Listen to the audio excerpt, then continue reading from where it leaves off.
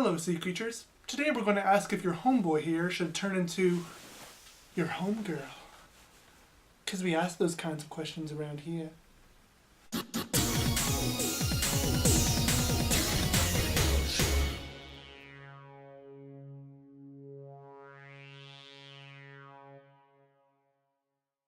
We will be asking a question that I believe all transgendered individuals have asked themselves at some point in their life or another. And that question is, should you get sex reassignment surgery? There are two opposing notions that I believe need to die. And these notions can best be summarized as, oh my gosh, yes, like 100% yes, like I get trans, like absolutely, all the time, yes. Get that surgery, girl.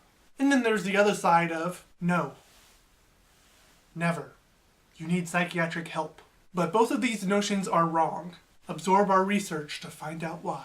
So first of all, the American Society of Plastic Surgeons names all of these mentioned surgeries as gender confirmation surgeries. But for the sake of being consistent, we will call them SRS for sex reassignment surgeries. Examples of SRS include the feminizing genitoplasty or penectomy, which is the removal of the penis, an orchiectomy, which is the removal of the testicles, and a vaginoplasty, which is the creation of a vagina. These are all used for transsexual women, and for transsexual men, there are the masculinizing genitoplasty and metoidioplasty, which is the transformation of a clitoris into a penis, or phalloplasty, which is creating a penis from scratch, as well as the hysterectomy, which is the removal of the uterus, and the gonadectomy, which can be used to describe the removal of the ovaries or the testicles, depending on who is getting the surgery. And once the SRS is completed, the transsexual joins the marks of the transsexed to mark that they have undergone the surgery. Historically, one of the first people to ever undergo an SRS was Dr. Alan Hart, an American tuberculosis specialist in the year 1917, who, desiring to relieve their gender dysphoria, removed her to his uterus and ovaries. It took another 14 years in 1931 in Berlin, when Dora Richter became the first publicly known trans woman to undergo a vaginoplasty. Over the last century, where SRS slowly became a legitimate option for parents to use on their intersex babies, which are babies with both a penis and a vagina, SRS was done so that their child could fit into the culture's bisexed mandate, which led to some governments creating laws to prevent parents from making those kind of decisions for their children. These laws considered the SRS unconsentable and may eventually cause traumatic psychological problems on the child whenever they grew up. For adults who desire to undergo sex reassignment surgery, there are some difficult obstacles to overcome, some of which can include, first of all, money, if you are part of the 99%, which statistically 99% of transsexuals are. Shocking, I know. A second obstacle would be the sparseness and rareness of surgeons properly trained to do this surgery on your nether regions. So also statistically, you will need to do some traveling in order to reach the good doctor you need to avoid complications. And a third obstacle is time, in accordance with the proper social resources. Most surgeons require 2 letters of recommendation before considering you for SRS, with one of them being from a psychiatrist who has known you for over a year. And the psychiatrist agrees that SRS is the proper form of treatment for your diagnosed gender identity disorder. Also, if you have not undergone hormone therapy by this point, good surgeons also require that you have been on the transitioning hormone, estrogen for trans women and testosterone for trans men, for at least 1 year, preferably 2 for the best effects. So, we are here. We have hypothetically jumped through all of the hard to get through obstacles to get to this point. We are about to turn the ignition in our car and drive to the surgery that, if all goes well, we will have the opposite sex organs connected to our midsections the next time we come home. We now ask ourselves, one last time,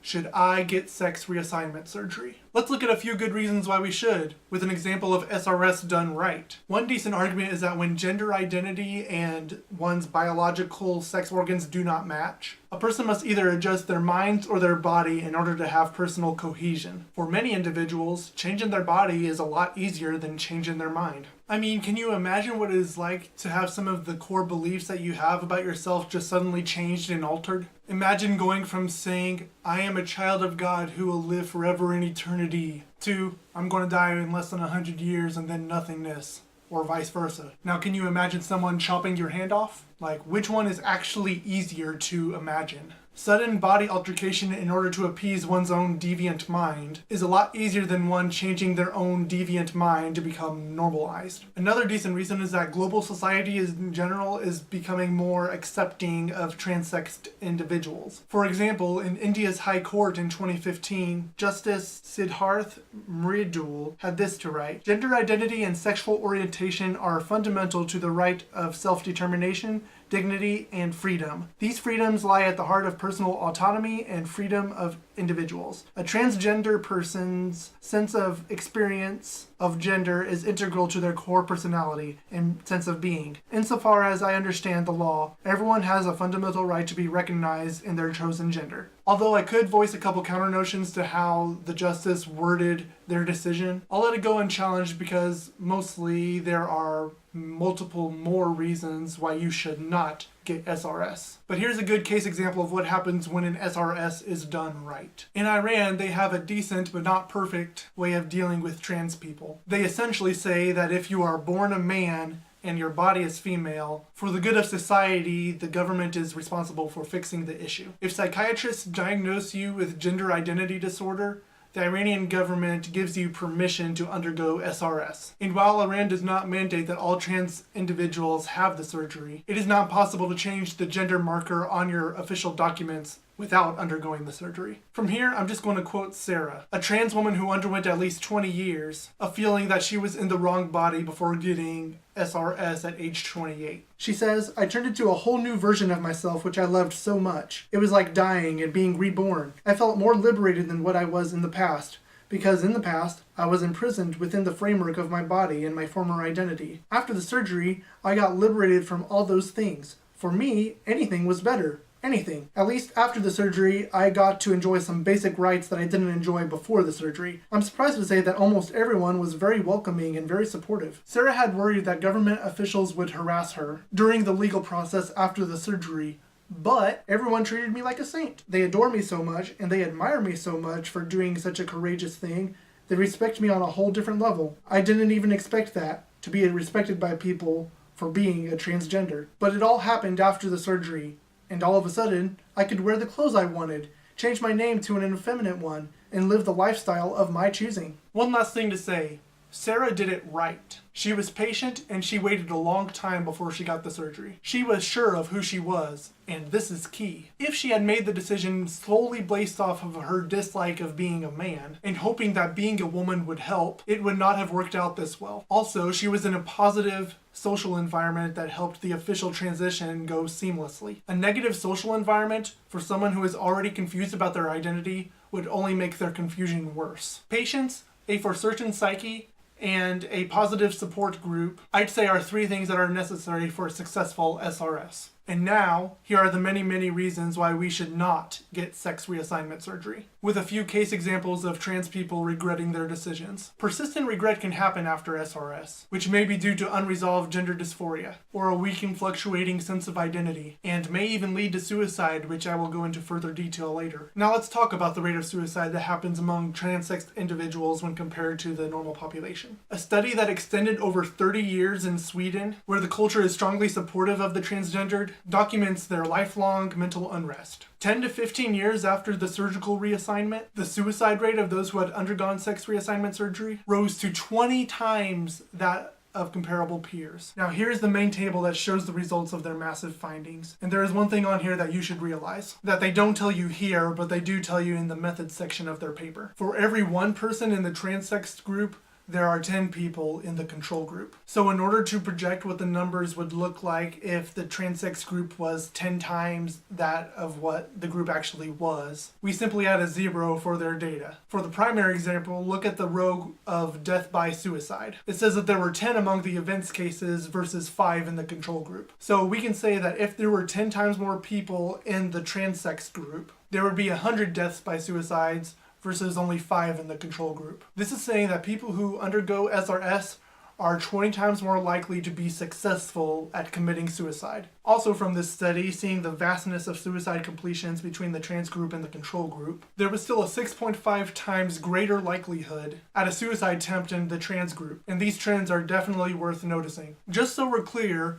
SRS kills you, or rather SRS makes you kill you. So don't do it. Don't die. Don't get SRS. And if you do get SRS, research supports that you need to continue getting psychiatric help to prevent this death. It is generally accepted by the scientific community that transsexuals have more psychiatric issues than the general population. So it should not be a surprise to say that these individuals have higher rates of depression and lower average quality of life than those of the normal control group population. To quickly reiterate the rates for all the data, people who underwent SRS were 2.1 times more likely to die of cardiovascular disease and neoplasm, and 2.7 times more likely to have been found dead after 30 years. They are 3.7 times more likely to end up in a mental hospital, 2.8 times more likely to misuse drugs. They are also 1.4 times more likely to be involved in any sort of accident, which is negligible, and 1.7 times more likely to be a part of any crime, which is hardly worth mentioning, and 2.3 times more likely to be involved in a violent crime. In another smaller study that 55 transsexuals participated in, overall quality of life as determined by the King's Health Questionnaire was significantly lower in general health, personal, physical, and role limitations among the trans group, and their overall satisfaction was significantly lower compared to the controls. However, some factors that were proved not to be too different from the controls include their emotions, which was reported within a hospital, sleep, incontinence impact, and as well as symptom severity relating to what they were in the hospital for. There is one disclaimer that I need to point out regarding the methods used to reach these conclusions. These results don't necessarily say that SRS increases mortality and morbidity, because things might have been worse without the SRS. To say that transsexuals who have not undergone SRS might be killing themselves off because they hadn't gone through SRS, it is an improbable stretch, but it is a morbid possibility. For example, similar studies have found an increase of suicide rates in people with bipolar disorder and schizophrenia. We just aren't sure of the untreated suicide rates because, those individuals do not come forward as a statistic. So now let's take a step back from statistics and get some words from real people. Here's a quote from an article called Experience. I regret transitioning. I just wanted to be male, but I was always going to be trans. I had assumed the problem was in my body. Now I saw that it wasn't being female that was stopping me from being myself.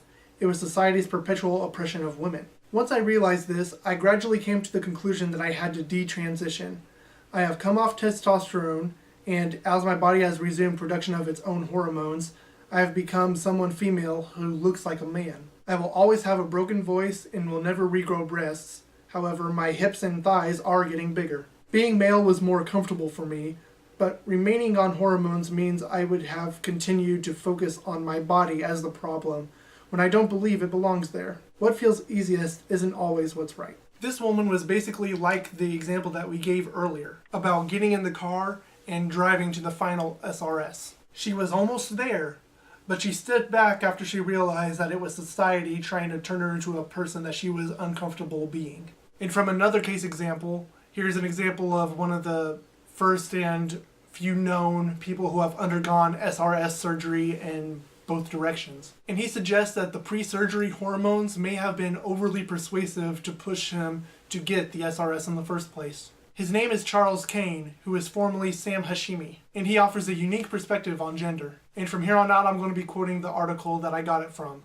Links in the description, like I always do. After divorcing his wife, this businessman and father of two began a phase of so-called experimentation with forays into a nightlife scene, which included many transsexuals. Fascinated by this alternative lifestyle, he made his original decision in 1997 to change his gender and become Samantha. After 7 years of living as a glamorous blonde, including a broken engagement to a successful businessman, much like her former self, Samantha decided she was not really a woman after all, and had another surgery to turn herself back into a man, now known as Charles Kane. According to Kane, he felt Samantha, his female identity, was simply playing a part, and she would never feel like or be accepted as a real woman.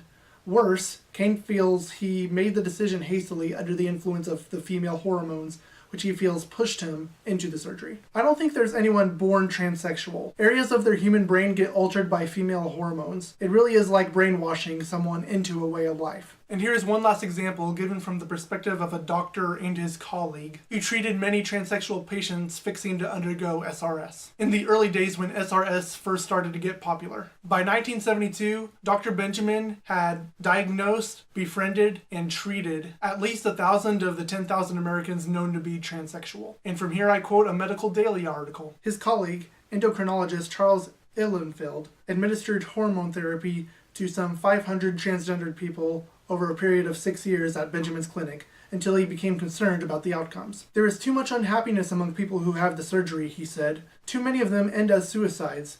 80% who want to change their sex shouldn't do it. But even for the 20% he thought might be good candidates for it, sex change is by no means a solution to life's problems. He thinks of it more as a kind of reprieve. It buys maybe 10 or 15 years of a happier life, he said, and it's worth it for that. And here's yet another reason why not to get SRS.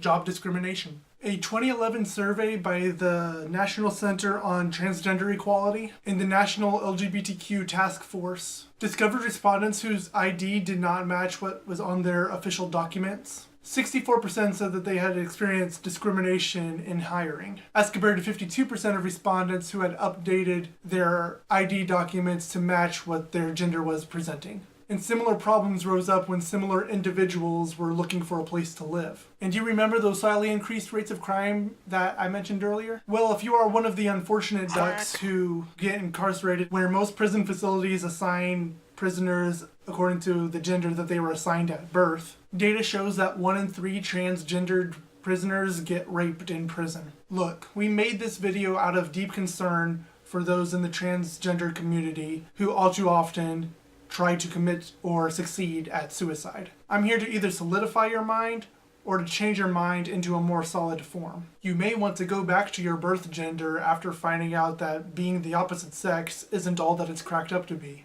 Especially since your DNA still says that you should be doing your birth sex's functions. Sure, everyone hopes that their story will be like the most commonly known stories, like Caitlyn Jenner or Chaz Bono. But I see some of the lesser known stories, the stories of those who prefer to stay hidden, whose lives are torn apart, who have had the surgery, but still have debilitating physical or psychological issues, the ones whose reprieve is all but over. From the 1970s until now, SRS was routinely performed just based off of a whim of those who request it. And as a psychology major, and one who is very familiar with a vast array of mental disorders, it amazes me how in our culture, transgendered people can pretty much diagnose themselves with gender dysphoria just based solely on their desire to get SRS, and not because the medical community has found such a surgery to be medically required. So that is my piece on the few reasons why people should get SRS and the many, many more reasons why they should not get sex reassignment surgery. But to end this video, there is a minor notion that I do want to lay rest to concerning transsexualism whenever I was doing the research for this video. You see, in 2010, the World Professional Association for Transgendered Health, or WPATH, which is an international multidisciplinary professional association,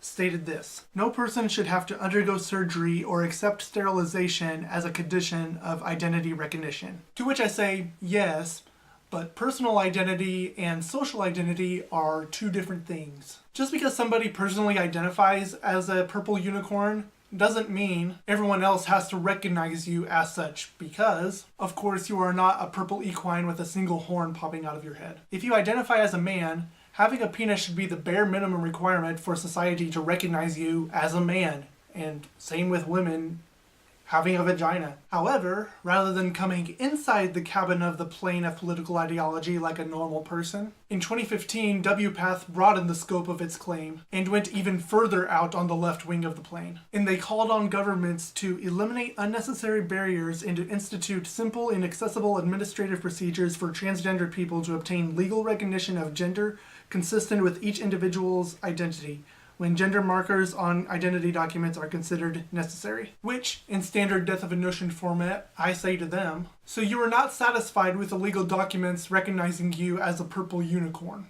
So you call governments to give out a coverall okay blanket for every individual's personal identity to be recognized as a legal social identity. Yeah, there cannot possibly be a clusterfuck of consequences if governments did this. Hashtag sarcasm. You know what, government? Let's make a deal. If you are actually dumb enough to make WPATH's claims into law, I will make a mockery of your stupid notion and legally change my gender into a purple unicorn. And if they ask me what a purple unicorn is, I will just say to them, well, when my beautiful female steed rubs the heck out of my magical unicorn horn, the horn turns purple and some magical unicorn mayonnaise comes out. You cannot stop this purple unicorn from my right to register as such. Hopefully we won't have to go through that shenanigans, but only if we have to. You know, some other problem that I found with this system is that there are, and there should be, 3 separate categories of concern for the LGBTQ community. Sex, gender, and sexual orientation. On legal documents, only sex is required.